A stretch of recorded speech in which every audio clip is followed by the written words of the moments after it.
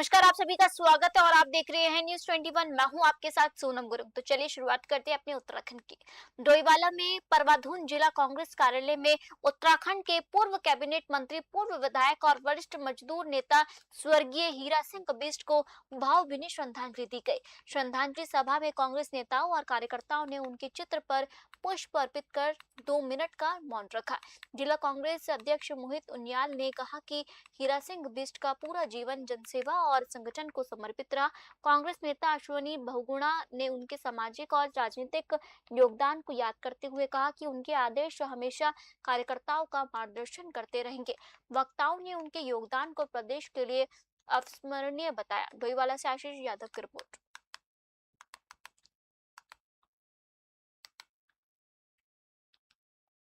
ये बात बिल्कुल सत्य है कि ये बहुत बड़ी क्षति है और वो हमारे संरक्षक थे। वो एक ऐसे नेता थे, हमारे नहीं पूरे प्रदेश के, इंटक के जो नेता, मतलब मजदूर यूनियन के नेता, गरीबों के नेता, गरीबों के मसीहा अगर मैं कहूँगा तो बड़ी बात नहीं है। वो गरीबों के मसीहा थे और स्वच्छ छवि के, बेदाग छवि के वो नेता थे। हर एक से मिलजुल कर रहते थे। हमारी डोईवाला विधानसभा में भी 2.5 साल हमें भी सौभाग्य प्राप्त हुआ उनके साथ रहने का, उनके साथ काम करने का। मैं उस समय ज्येष्ठ प्रमुख था, उसके बाद में प्रमुख भी बना, तो उनके साथ हमने कार्य करा, हमने देखा है, बहुत करीब से उनको देखा है। हम जब भी उनके साथ जाते थे तो बड़ा अच्छा सा अनुभव होता था। और वो जिस कार्यशैली के लिए जाना जाता था कि वो गाड़ी में चने रखते थे और हम भी गाड़ी में पीछे बैठे रहते थे, तो हम कहते थे भूख लग गई, वो कह रहे चने खाओ। परवाधुन जिला कांग्रेस के सभी कांग्रेस जन यहाँ पूर्व कैबिनेट मंत्री स्वर्गीय हीरा सिंह बिष्ट जी को श्रद्धांजलि अर्पित करने के लिए एकत्रित हुए हैं। और जैसा कि आपने कहा, एक बहुत बड़ी क्षति एक ये कांग्रेस संगठन को है, इस पूरे डोईवाला क्षेत्र को है। बिष्ट जी इस डोईवाला क्षेत्र से विधायक रहे और बहुत कम समय उनको उपचुनाव में वो जीते थे और बहुत कम समय उनको मिला, मगर इस कम समय में भी बहुत बड़ा काम जो करके गए हैं बिष्ट जी इस डोईवाला क्षेत्र के लिए, चाहे डोईवाला तहसील हो या पॉलिटेक्निक हो, चाहे पूरे क्षेत्र में सड़कों का जाल हो, पर्वतीय क्षेत्रों में जो सड़कें बनी, और हमेशा आवाज उठाते रहते थे। और जो डोईवाला शुगर फैक्ट्री है, क्योंकि इंटक के वो अध्यक्ष रहे और मजदूरों के मसीहा रहे, मजदूरों की लड़ाई हमेशा उन्होंने लड़ी। जब ये डोईवाला फैक्ट्री, जब ये प्राइवेटाइजेशन इस फैक्ट्री का होना था, तब उन्होंने आवाज उठाई और किसानों की आवाज। खटीमा में भाजपा कार्यकर्ता और विभिन्न सामाजिक संगठनों ने कांग्रेस की एक रैली में कथित आपत्तिजनक नारों के विरोध में प्रदर्शन किया। आपको बता दें, प्रदर्शनकारी मुक्तिधाम से कोतवाली तक रैली निकाल कर पहुंचे और ज्ञापन सौंपते हुए आरोप लगाए कि रैली के दौरान प्रधानमंत्री और मुख्यमंत्री के खिलाफ अभद्र भाषा का प्रयोग किया गया। उन्होंने ये भी आरोप लगाया कि नाबालिग बच्चों से ऐसे नारे लगवाए गए। प्रदर्शनकारियों ने पूरे मामले की निष्पक्ष जांच कर दोषियों पर कार्रवाई की मांग की है। क्षेत्र अधिकारी नीरज सिंहवाल ने बताया कि मामले की जांच की जा रही है और आरोप सही पाए जाने पर नियम अनुसार कानूनी कार्रवाई की जाएगी। खटीमा से अशोक सरकार की रिपोर्ट।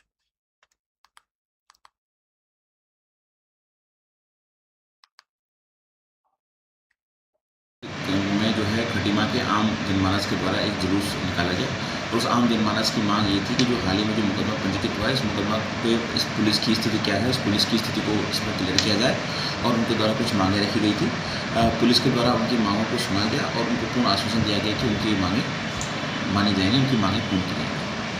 मतलब पंजीकृत हो चुका है। मैं आपको थोड़ा बता दूं कि बेसिकली जो आज ये आम लोगों का जो जुलूस था, इस आम लोगों के जुलूस में लोगों की ये शंका थी या लोगों का ये पहली मांग लोगों के द्वारा ये की गई थी कि इस जुलूस में जो नाबालिग बच्चे सामने आए हैं, उनकी मांग थी कि नाबालिग बच्चों पर कार्रवाई न हो और नाबालिग बच्चों को जो है बेवजह परेशान न किया जाए। तो उस संदर्भ में आश्वासन दिया जाएगा कि इस संदर्भ में कानून की भी स्पेशल व्यवस्था है कि नाबालिग बच्चों को इसमें किसी प्रकार से नाबालिग बच्चों को नहीं इसमें घुसना, तो इसका आश्वासन दिया जाएगा।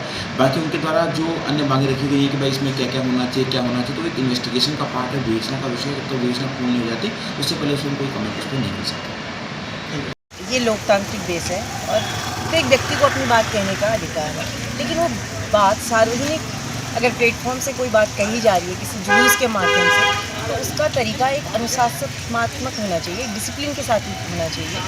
वो बच्चों से गालियाँ दिलवाना या संवैधानिक पदों पे बैठे हुए लोगों के लिए इतने अपशब्द बोलना कि राह चलते हुए लोग सुन भी नहीं सकते, तो ये बहुत गलत है। इसके लिए पूरी मातृशक्ति और युवा शक्ति मेरे साथ आई है यहाँ। कि जिन लोगों ने भी इन बच्चों को उकसाने का कार्य किया है, इस तरीके से अपने जुलूस में ऐसे प्रदर्शन किए हैं, तो उनके खिलाफ कार्रवाई होगी। साहब द्वारा ये बताया गया है कि हम विवेचना कर रहे हैं और नाबालिग बच्चों पर कोई कार्रवाई नहीं होगी। और उन्होंने जो आश्वासन दिया है, उन्होंने 1 हफ्ते का टाइम मांगा है कि 1 हफ्ते के अंदर अंदर हम आपको पूरी जानकारी इसकी देंगे। हम रीता कफरिया, जिला पंचायत गांगी। तंत्र के चतुर्थ स्तंभ कहलाने वाले सभी पत्रकार बंधुओं को मेरा प्रणाम।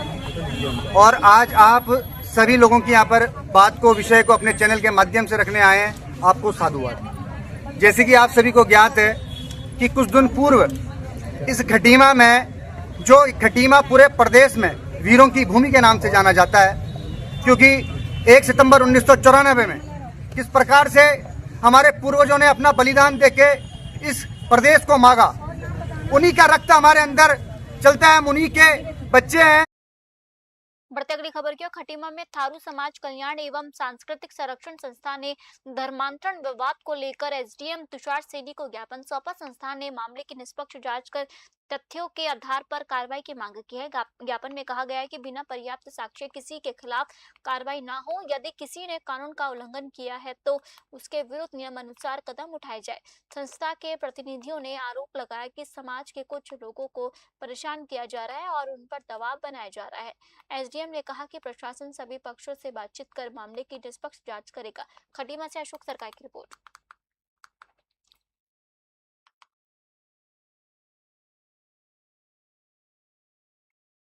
के माध्यम से एसडीएम साहब को हमने जो ज्ञापन दिया है, और आप सब लोग भी इससे वाकिफ हैं, जानते हैं कि इस समय धर्मांतरों को लेकर काफी मुद्दा गरमाया हुआ है।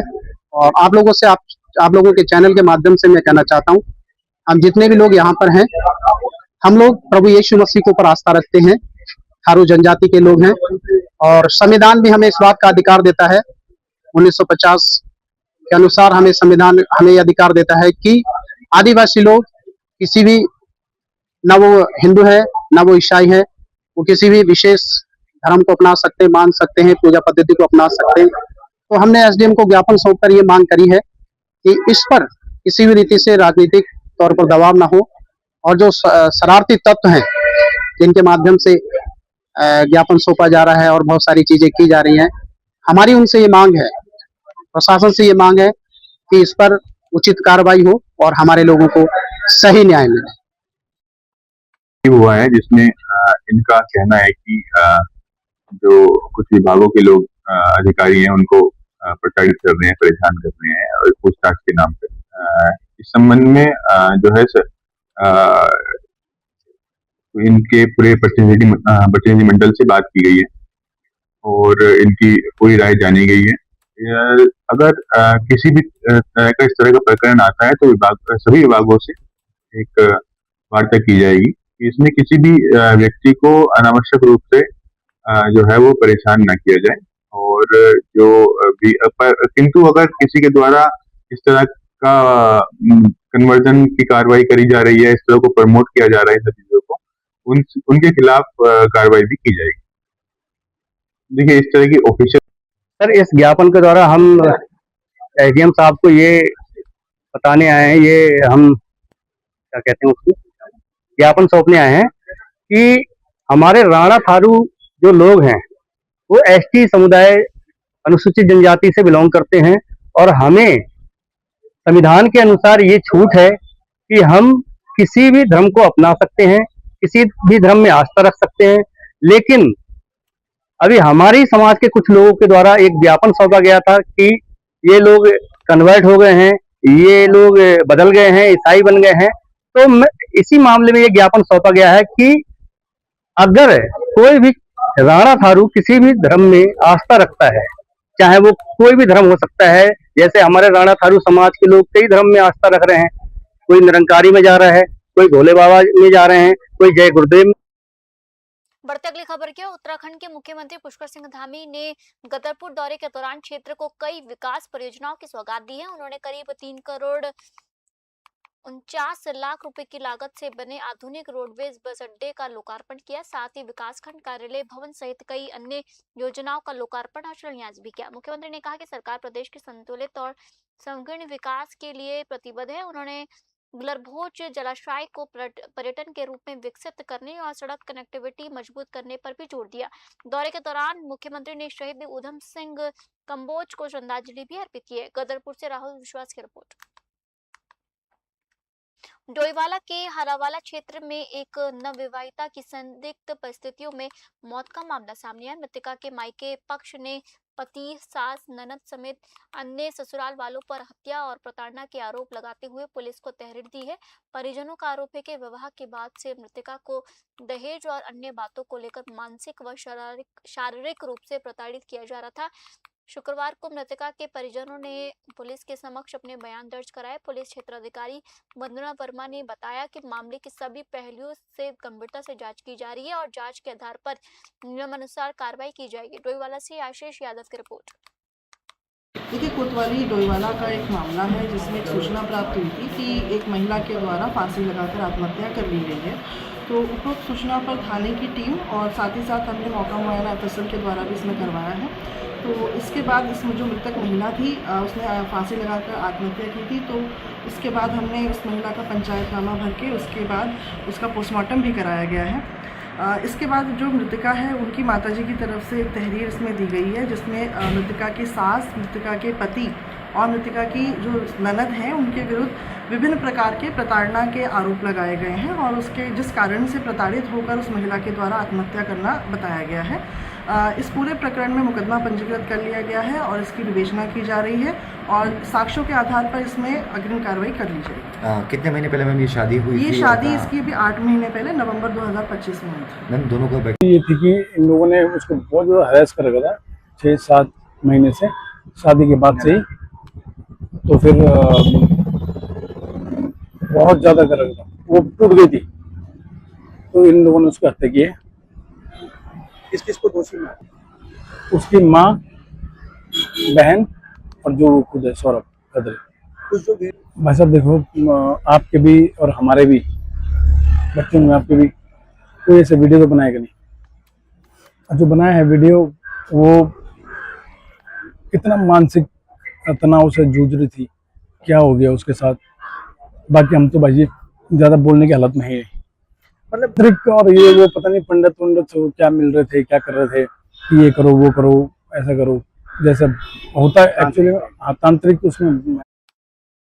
बढ़ते अगली खबर की ओर। खटीमा में शिवसेना पदाधिकारियों ने कांवड़ यात्रा के दौरान मांस, अंडा, मछली और अन्य संबंधित खाद्य पदार्थों की बिक्री पर पूर्ण प्रतिबंध लगाने की मांग को लेकर उप जिलाधिकारी तुषार सैनी को ज्ञापन सौंपा। ज्ञापन में कहा गया कि कांवड़ यात्रा हिंदू आस्था से जुड़ा महत्वपूर्ण आयोजन है, इसलिए यात्रियों की धार्मिक भावनाओं का सम्मान बनाए रखने के लिए पूरे तहसील क्षेत्र में प्रभावी प्रतिबंध लगाया जाए। शिवसेना ने प्रशासन से संबंधित दुकानों की निगरानी और नियमों का उल्लंघन करने वालों के खिलाफ कार्रवाई की भी मांग उठाई है। एसडीएम ने ज्ञापन प्रस्ताव कर नियम अनुसार कार्रवाई का आश्वासन दिया। खटीमा से अशोक सरकार की रिपोर्ट।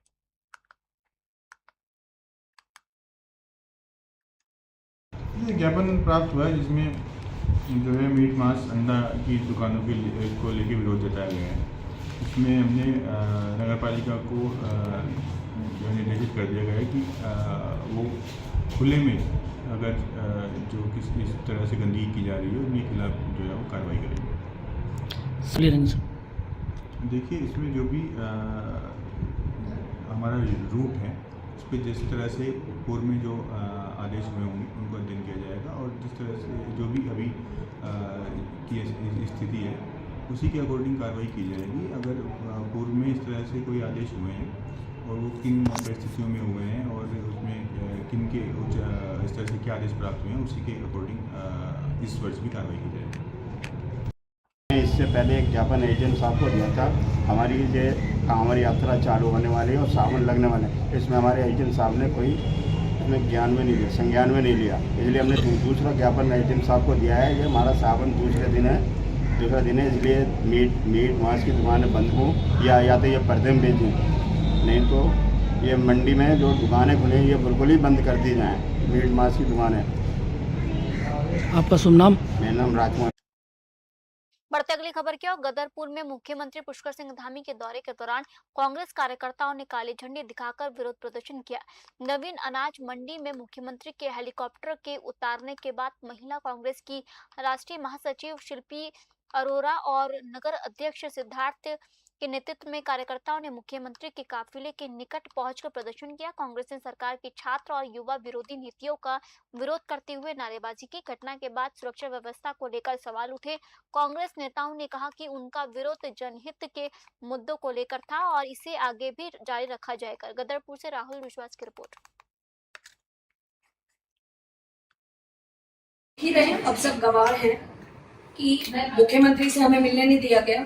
हम उनको ज्ञापन देना चाहते थे, सवाल करना चाहते थे कि क्यों आपके प्रदेश में महिला सुरक्षित है, क्यों उत्तराखंड का महिला क्राइम अगेंस्ट वुमेन में टॉप राज्यों में नाम आता है, क्यों अंकिता भंडारी के वीआईपी की सीबीआई का ऑर्डर होने के बाद भी कोई जांच नहीं हुई, कोई डेवलपमेंट नहीं हुई, क्यों रेप हो रहे हैं, क्यों अपराधियों की इतनी हिम्मत बढ़ रही है कि हम छूट जाएंगे और महिलाओं के खिलाफ अपराध रुकने का नाम नहीं ले रहे हैं, क्यों लगातार जो पेपर लीक हो रहे हैं, इतना बड़ा दिल्ली में आंदोलन के होने के बाद भी उत्तराखंड में 2 पेपर लीक हो गए हैं, क्यों महिला आरक्षण लागू नहीं हो रहा है, क्यों भाजपा उसके लिए रुकी हुई है। तो हमारी 4 मांगे थी जो हम देना चाहते थे। 4 मांगे, अंकिता के वीआईपी की जांच हो, अंकिता भंडारी के वीआईपी की जांच हो। दूसरा, महिला सुरक्षा के लिए वो क्या कदम उठा रहे हैं। स्ट्रीट लाइट का भी बहुत बड़ा इशू है, क्यों अपराधियों को सजा नहीं दी जा रही है। तीसरी हमारी मांग थी नकल रोकने के लिए, जो पेपर लीक हो रहा है इसके लिए ये क्या कर रहे हैं। ये कल लगभग शाम को 6:30-7 बजे मेरे द्वारा एक लाइव आप सभी के चैनल के माध्यम से किया गया था कि जिसमें मेरे द्वारा मांग की गई थी कि लगभग 3 महीने पूर्व इस गदरपुर बाईपास पर लाइट लगाने का एक प्रस्ताव भारतीय जनता पार्टी के प्रदेश मंत्री के लेटर पैड पर गया था और उसी दिन NHAI के अधिकारियों द्वारा एक लेटर जारी होता है कि लाइट लगाने के लिए फंड रिलीज किया जा रहा है और इतनी शीघ्र लाइटें लग जाएंगी। मगर 3 महीने के भीतर जब वो लाइटें नहीं लग पाई, विद्युतीकरण वहां पर नहीं हो पाया, उसके बीच में बहुत सारी सड़क दुर्घटनाएं, बहुत सारी मार्ग दुर्घटनाएं जिसमें कि लोग हताहत भी हुए, जिसमें कि बहुत सीरियस इंजरीज भी आई। और उससे भी एक बहुत बड़ा मामला हुआ कि एक लड़की को, एक हमारी बहन को, हमारी बेटी को धुरा रानी से अगवा किया जाता है। 3 लोग उसको अगवा करते हैं और 3 लोग उसे अगवा कर करके और उसके बाद उसको गदरपुर बाईपास पर अंधेरे का फायदा उठाते हुए पॉपुलर के बीच ले जाते हैं और एक गैंग रेप उस लड़की के साथ होता है।